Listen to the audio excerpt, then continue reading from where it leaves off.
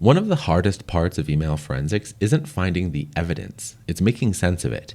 Email headers are often dense, technical, and written for machines, not humans.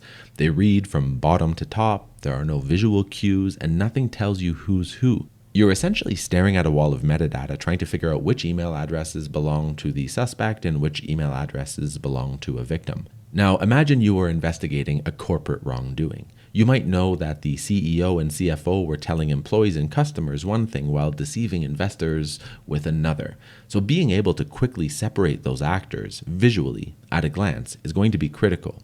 But when all you have is raw header data, that separation is almost impossible to maintain across dozens, sometimes hundreds of emails. Now that's one of the problems that the case participants tool within Mesher solves.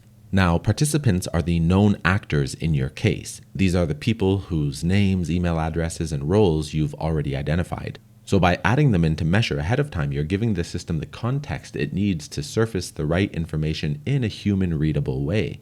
Now, to add a participant, head over to the participant section in the left sidebar here, and then after that, just click on Add Participant. Now from here, you can upload a photo, enter their name and email address, assign them a participant type, define their role, and add any additional notes that might be relevant to the case down here. Now, once your participants are in the system, the analysis experience changes significantly. So now, when an email is scanned and a sender or receiver matches someone in your participants list, their avatar and role will automatically surface on the main analysis page. Now, instead of a raw email address, you'll see the face and title. Instead of decoding header metadata, you're actually going to see the story here.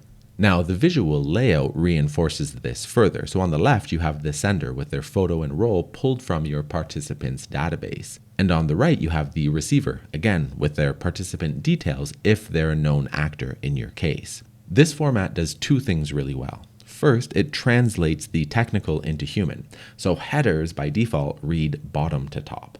Mesher flips that into the top to bottom, left to right format that we naturally read in. Second, it gives you genuine at-a-glance clarity. Instead of cross-referencing email addresses against a mental map of your case, you can immediately see that this email went from the CEO to an investor or from a suspect to a victim. That kind of instant orientation matters when you're working through a large volume of emails or a complex case. Now, participants is an optional step, but in practice, the visual clarity it adds makes working through complex cases significantly faster and more intuitive. It keeps you oriented when the details start to pile up. So that's the case participants tool in Mesher in a nutshell. I hope to see you over in the next one.